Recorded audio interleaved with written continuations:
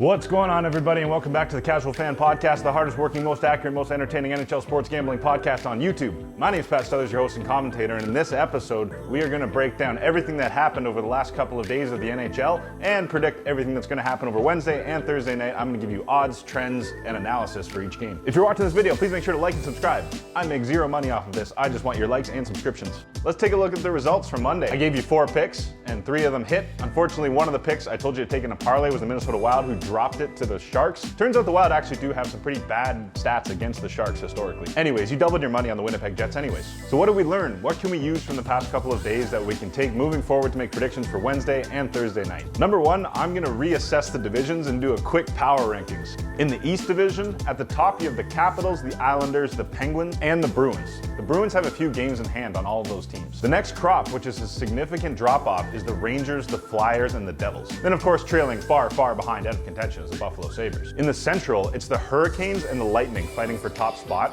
and then you have the Panthers right behind them, but not quite at the same level. After that, it's a significant drop-off before you get the Preds, the Stars, the Hawks, and the Blue Jackets, though the Preds have been playing well recently. And then of course, it's the Detroit Red Wings left over. Now in the West, it really is the Knights and the Avalanche, and then like the Panthers, it's the Minnesota Wild behind them. The Blues have taken a skid, so there is now a much lower crop of the Blues, the Sharks, the Coyotes, and the Kings. And then way at the bottom, you have the Anaheim Ducks. Now in the North, it's much closer. You have the Leafs, and then you have the Jets and the Oilers right behind them.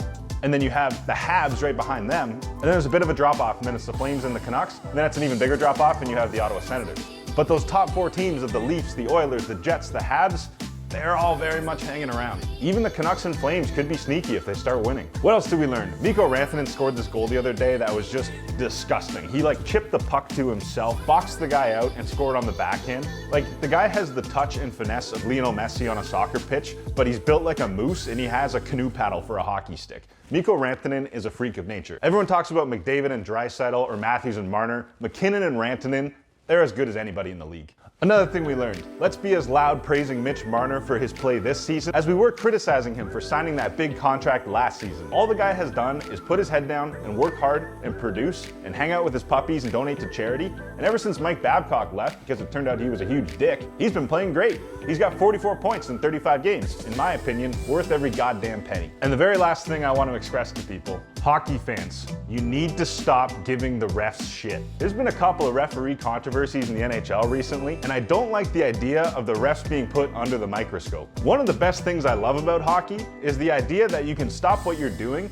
and bare knuckle box in the middle of a game for about 5 minutes. I like all the chippy stuff after the whistle. It builds conversation, it bolsters rivalries, it builds character in the teams. Back in my day, there used to be line brawls after every whistle. But for real, I really like that aspect of hockey. If we start cracking down on the refs, they start cracking down on the players. It happened in soccer, it happened in basketball. I don't want it to happen in hockey. Let the zebras roam. There are times in a hockey game where you have to ask yourself, what's going on? How is he allowing that to happen? That's entertainment value. It's all part of the game. Some people want the refs to be working at 100% efficiency. For me, all I need is about 60-70% vision. We don't need 20-20 in the NHL. 15-20 is good enough. All right, with all that out of the way, let's get to our Wednesday night predictions, and then I'll give you my Thursday predictions. Starting with the Philadelphia Flyers as minus 189 favorites against the Buffalo Sabres, plus 170 underdogs. You're not going to want to take the Sabres here. If any team could find a way to snap the Sabres losing streak, it's the Flyers. If you think that a team who has lost 18 straight will somehow find a way to win tonight,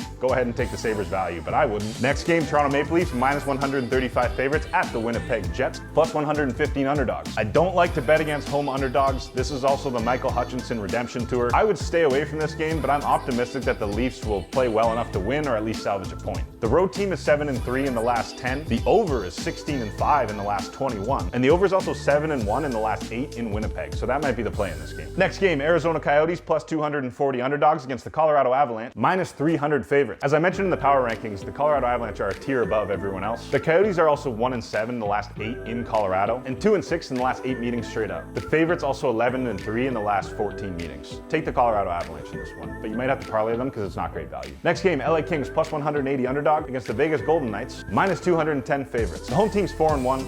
favorites 4-1. The overs 4-1, all in the last 5 meetings. I like the Vegas Golden Knights here. Probably going to parlay them with the Avalanche. Next game, Minnesota Wild minus 155 favorites against the San Jose Sharks, plus 135 underdogs. Over is actually 8-1 in San Jose between these teams. The Wild are 3-7 in the last 10 meetings, 8-18 in the last 26 in San Jose. So for that reason, I really do like the value on the Sharks here. Maybe it has something to do with them coming from cold Minnesota to beautiful San Jose, California. The teams don't take it seriously.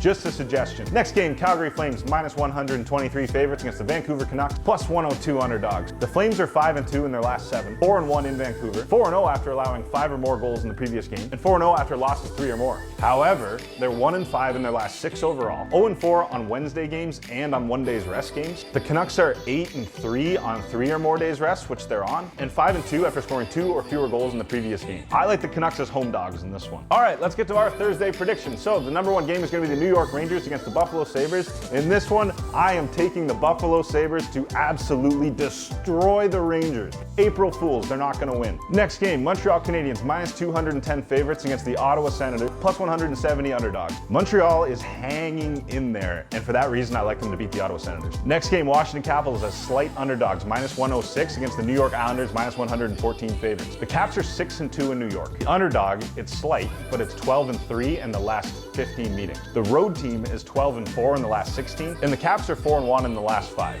Take the Washington hockey team here. Next game, Columbus Blue Jackets plus 206 underdogs against the Tampa Bay Lightning minus 265 favorites. Tampa seems like a safe bet here, but the road team is 5-2 in the last 7. We all know the history Tampa Bay Lightning has with the Columbus Blue Jackets.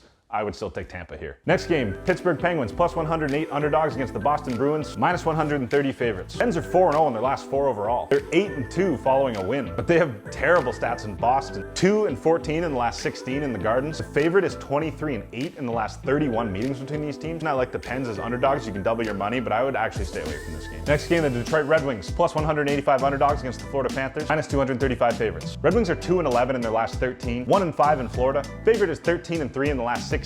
Florida doesn't get a lot of compliments as a whole these days, but I think their hockey team's good enough to beat the Detroit Red Wings in this one. Next game, Dallas Stars minus 121 favorites against the Nashville Predators, plus 100 underdogs. The underdog is 4-0 in the last 4 meetings. Stars are 2-5 in the last 7. Preds are actually 6-0 in their last 6 overall. They're 5-0 in a 4-6 situation, which this is, and they're 5-0 after allowing 2 or fewer goals in the previous game. Preds are also 4-0 when their opponent scores 2 or fewer goals in the previous game. I like the Predators as a home dog pick. Next game, Carolina Hurricanes minus 167 favorites against the Chicago Blackhawks, plus 137 underdog. Favorite is 6-2 in the last 8 meetings. The Canes are 7-2 in the last 9. They're 8-2 after allowing 2 or fewer goals in the previous game, and 11-4 in their last 15 overall. But the home team is 5-2 in the last 7, and the Canes are 2-5 after scoring 2 or fewer goals in the previous game. And the very last game for Thursday night is the Minnesota Wild, plus 142 underdogs against the Vegas Golden Knights, minus 175 favorites. Home team 6-0 in the last 6. Give me the Golden Knights. All right, so let's get to my official picks. Who I think's going to win, who I think's going to lose for every game through Wednesday and Thursday night. We're covering every single